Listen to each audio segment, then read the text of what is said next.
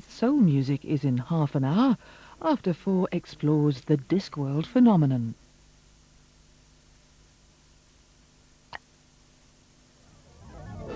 Terry Pratchett is the Dickens of the 20th century. Through the fathomless deeps of space. #1 bestseller. It's part of the noble English comic tradition of erudite slapstick. Discworld is a state of mind.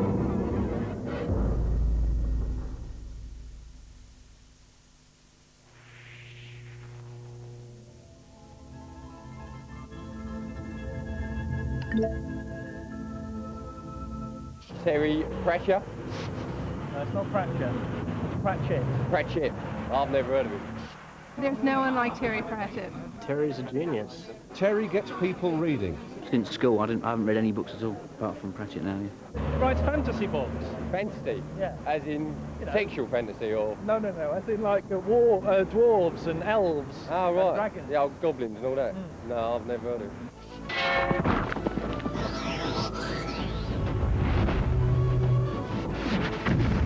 They work as good pieces of literature.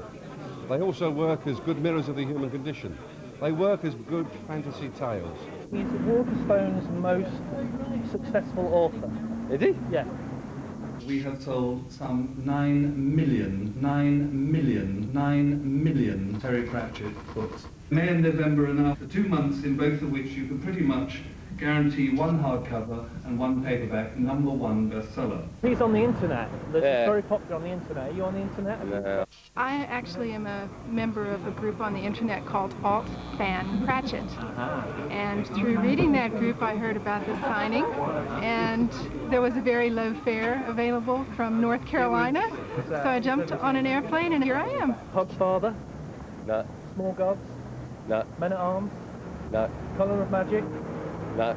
I've got the companion, I've got figurines, t-shirts, posters, all the books, most of them in hardback, the Discworld portfolio. Haven't you got any candles? Candles? Have you read any books?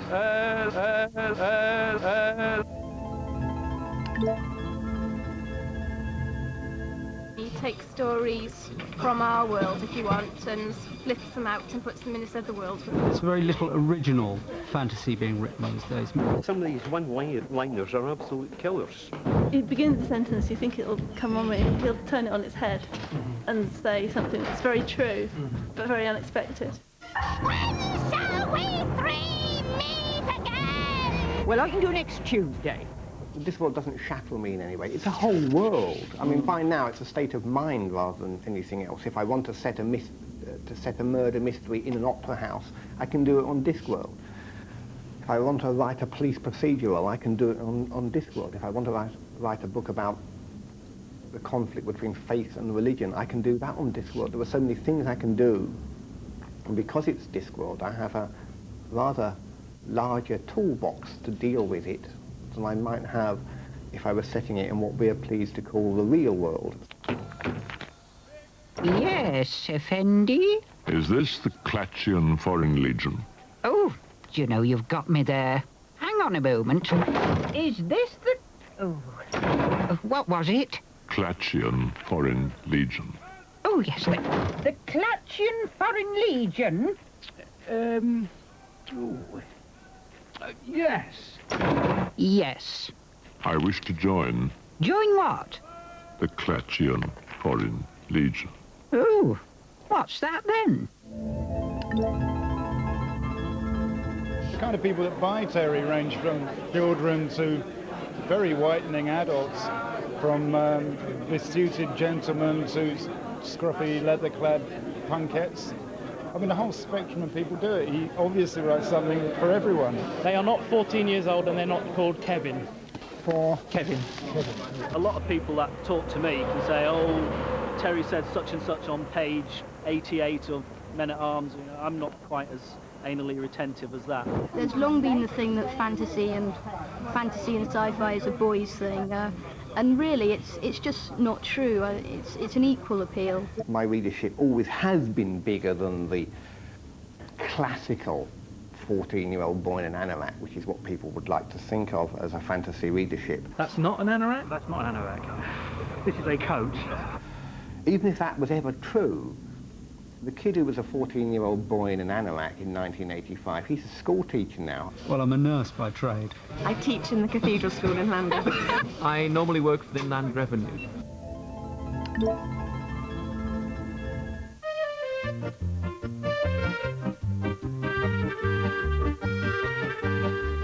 Through the fathomless deeps of space swims the star turtle great uptewing, bearing on its back the 4 giant elephants who carry on their shoulders the mass of the Discworld.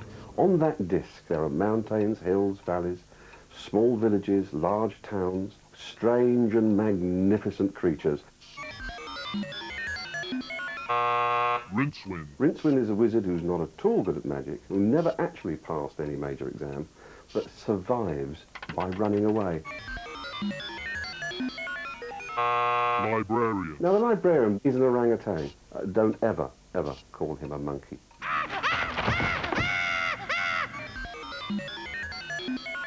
Nanny Og. Nanny Og is a very friendly, jolly, round witch with a wicked sense of humour and a loaded handbag. Luggage. The luggage itself looks like a wooden chest, but it follows its owner. Imagine a pirate's chest, but with lots and lots and lots of little feet underneath, all which scud along at enormous speed.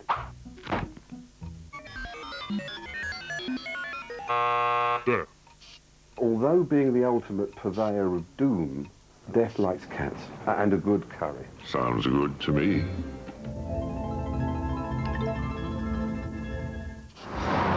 Well, I've been standing here for a little over 2 hours. I bought the book before I started queuing. I've read that much of the book, and it looks like I could be getting through another good chunk of it before I get to meet Terry Pratchett. Do you think you'll finish it before you get to meet Terry? There's a good chance.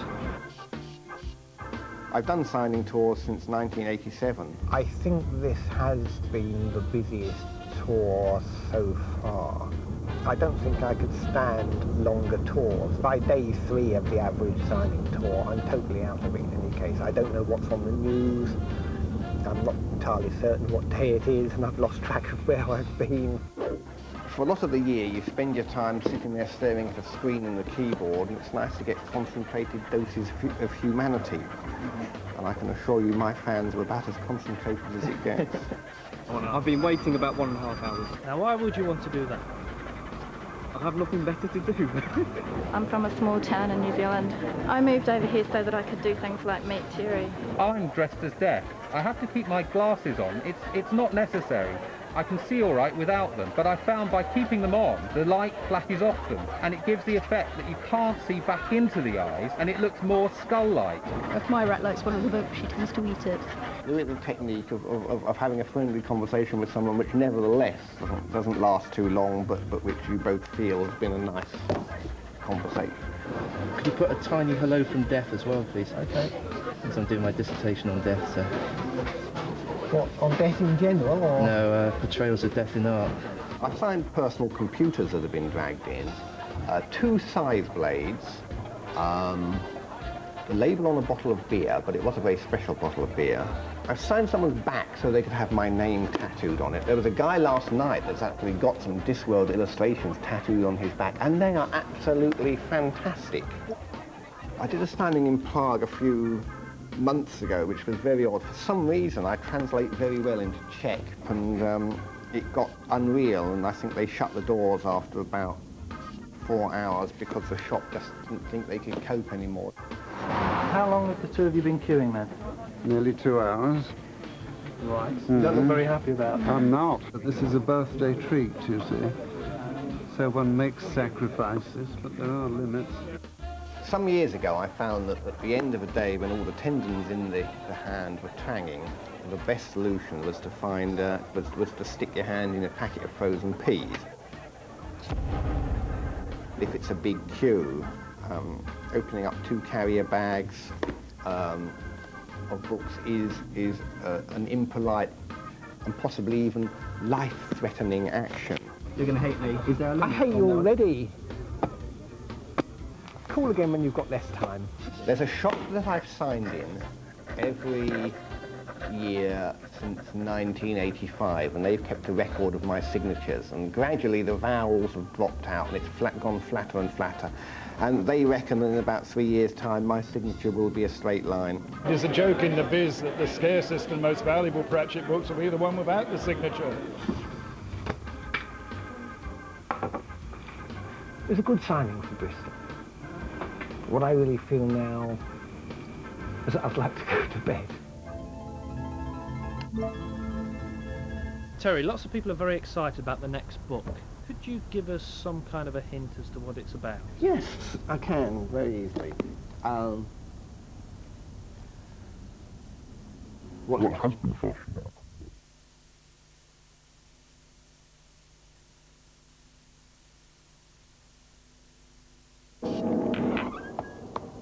I brought you some chamomile tea, sir. Sir? Oh, I'm sorry. I was thinking. Is that a good idea, sir, in your line of work? Albert? Chamomile tea, sir. I thought that was a kind of soap. You can put it in soap or tea, sir.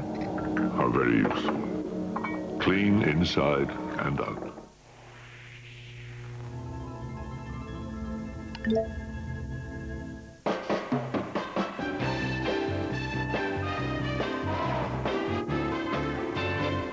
Mark Thomas. I'm a fan. I mean, I make no sort of like qualms about it. One of the things I completely love about the books is the fact that they are in a fantasy, but there's this huge reality there. I think the problem that I think we all run into is that everyone now thinks that funny is the opposite of serious. So if you're being funny, you're not being serious. I think sometimes you can be very, very serious and funny as well. I think, first of all, what you have to have drawn on a big piece of board and stuck over your desk is sometimes a joke is just a joke. Yeah. And if you forget that one, it gets you into trouble. The best sketch I've ever seen Ben Elton do was, you're in a public lavatory, you've run out, there's no paper, and the bolt on the door doesn't work. Forget all the political satire. Yeah. This is a human joke. That's right, yeah. Because we've all been there, done that. Everybody knows that precarious balance. The door. Yeah. And that will continue to work, and people will laugh at that around the world. Do you think, though, that you're in sort of like 300 years' time, people will be reading your works? Like in 300 years' time, people are going to be eating each other. I don't think they're going to be reading my work. Well, there's an optimistic. Well, put it like, I think they're going to have other things on their mind. But will your books be full, about that much footnotes, just explaining at the time there was Clint Eastwood, who was, like people read Swift and they flick through. If you read Gulliver's Travels, there's all that. All an author can really hope for is to be read at the time. If there's any message that you should put in a book, I hope you think this book is worth £15.99, if that happens to be the price. If you can't get that message in there somewhere, all the other messages fall by default. You hope the book is going to be read and going to be popular. Anything else that happens afterwards is entirely in the lap of the gods. Just what the doctor ordered, a clay pot filled with chunky custard. There's a crossover between Terry's audience who read Discworld books and people who play computer games. Where are you stuck? The 5 golden things with the dragon. You know you can get up onto the roof? Haven't you been onto the roof of the alchemist's house? On that paving stone that throws you in the air? Yeah.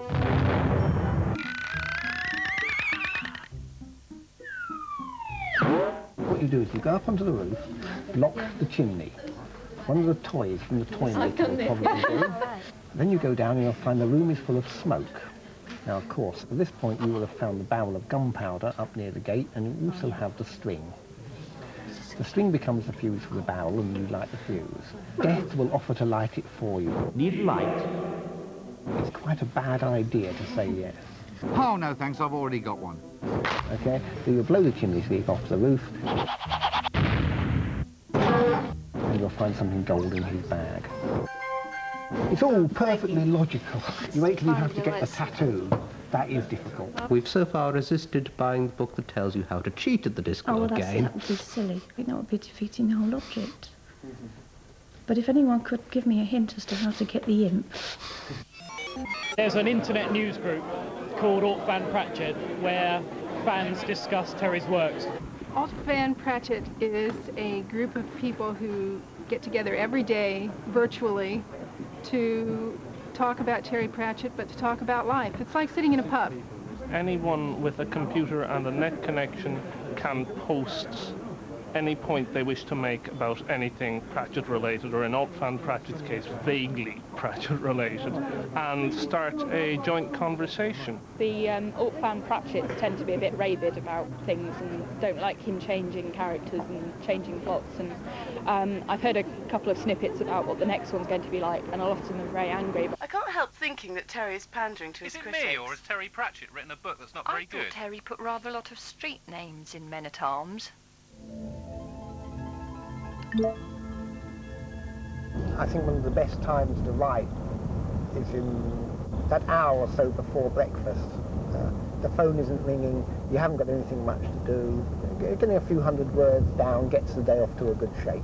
My dad comes in and asks me occasionally, like, what do young people do at parties? Do they sort of still have the nerdy one in the corner and sort of things you don't want to talk about floating in the wine? And I say, well, yes, they do, and he sort of goes off and writes a book about it. You have to do more research for a fantasy novel than you have to do for an ordinary one, because you know how to do a novel set in this world. You know about buses and taxis and things like that.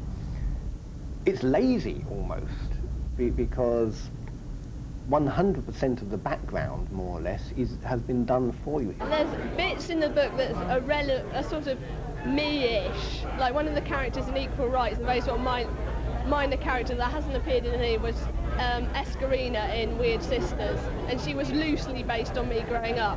I've been threatening to call our next child if we have one Escarina. Which would be pretty rough if it's a boy. The atmosphere on the tour is quite good for coming up with ideas. Maybe there's a buzz in the air or something. I've thought about one that might be about radio, how you do the technicality. No, I've already thought about one, late night radio particularly, but until they invent electricity, it's going to be a bit tricky.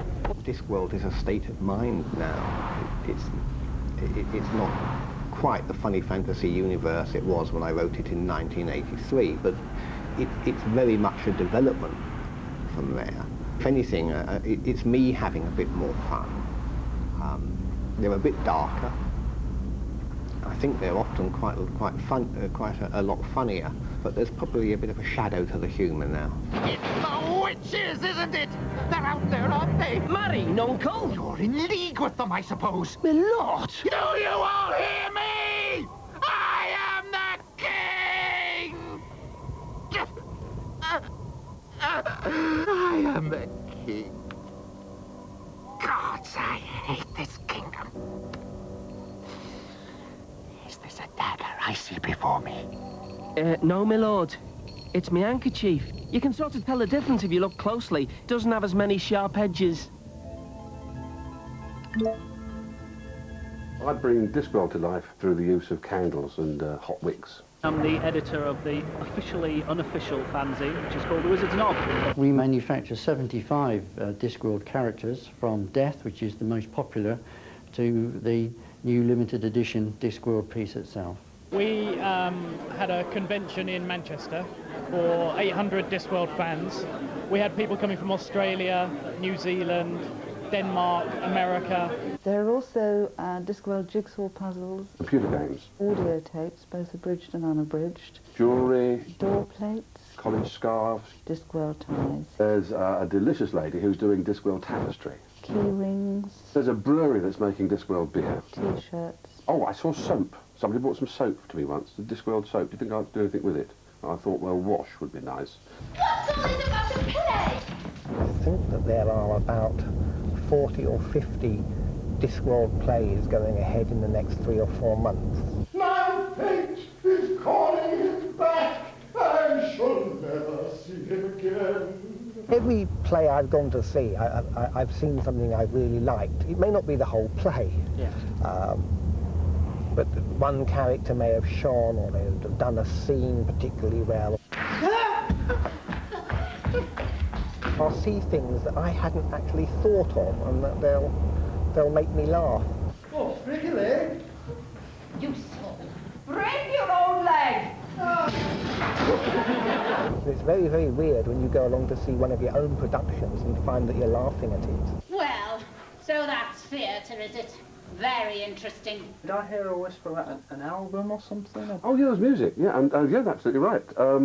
Very good musician, whose name escapes me, unfortunately, put together a CD, which is very nice music, very good. A wizard staff has a knob on the end. A wizard staff has a knob on the end. We have great plans of building a Discworld theme park one day.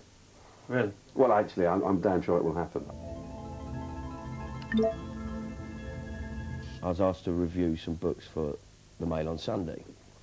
And I mentioned that I was a sort of fan of yours, and they said, oh, well, you can review Terry Pratchett's. And I thought, oh, excellent. And for me, the part of the glory of reviewing it in there is that you can write something like Terry Pratchett is the Dickens of the 20th century and just drop it into the Mail on Sunday. And at the bottom, I remember seeing the review when it was printed, it actually had, these are not necessarily the views of the Mail on Sunday, written underneath. Well, I must admit, I thought that one was a bit over the top, really. I got to about page 151 and actually wrote across the centre of the page, you know, I just can't go on. I found it unreadable. There is an unease about science fiction and fantasy with serious critics, and they're a little uncomfortable about acknowledging the quality of the writing. What's the guy's name on The Late Show? Tom Pauling. Selling thousands of copies, a complete amateur. Doesn't even write in chapters. This is a person whose critical judgment I have very little respect for after seeing him several times criticise books criticise them on the grounds of something which is exactly what the author was trying to achieve. Terry Pratchett is popular, fantasy is popular, science fiction is popular, and people tend to look down on the popular. Just because it's popular doesn't mean it's bad. I think it's very good. I think he's part of a really noble English comic tradition of erudite slapstick. You hardly ever see anything about him in you know, the Times Literary Review or anything. You might get a half a column or whatever about his latest book. That's their loss. I don't see why in 50 years' time he won't be the modern Dickens, the contemporary Dickens, because I mean he's much better than Dickens, I think, personally. The man is in many ways similar to Kipling. It's nice to meet the new Shakespeare. The advantage that Shakespeare's got over me is that kids don't send him emails wanting to help their projects. There is a huge literary snobbery, a massive literary snobbery. It used to be thought of that there was serious literature, and there were the genres like horror and science fiction and fantasy and westerns and body sweepers and all the rest. But in fact, they're all genres, including real literature. It's this sort of tiny little bit off to one side. Jane Austen is clearly a genre, well, she's clearly a cult author. Yes. You can buy Jane Austen t-shirts. The only thing that Jane Austen hasn't got that would make her a real cult writer is that you cannot buy a Pride and Prejudice video game. People that really care about a book or a series of books become fans of those books. And there are Jane Austen fans, and they may think that they operate on a different plane than Star Trek fans. But they're still fans. It may even be true, but the mechanisms are the same. Someone who has been known to don a Star Trek uniform and plastic ears and has got the odd Star Trek video or 10 is considered to be weird, whereas someone that goes to sleep under a Manchester United duvet and is woken up by a Manchester United alarm clock and then wears their Manchester United shirt, which they put on in a room with Manchester United wallpaper, is considered perfectly normal. Terry, could you tell us what the new book's about? Can you just give us a few clues about the new book? Come on, tell us about some characters. What characters are in it? Is Death in it? Terry, mate! Oh, yeah, we're wrong. I'll ask him. Terry, can you tell us about the new book? Come on, just give us a clue. Look, I've cornered you. You're in the car. You can't escape. Just give us a hint about the book. It's about the ridiculousness of warfare.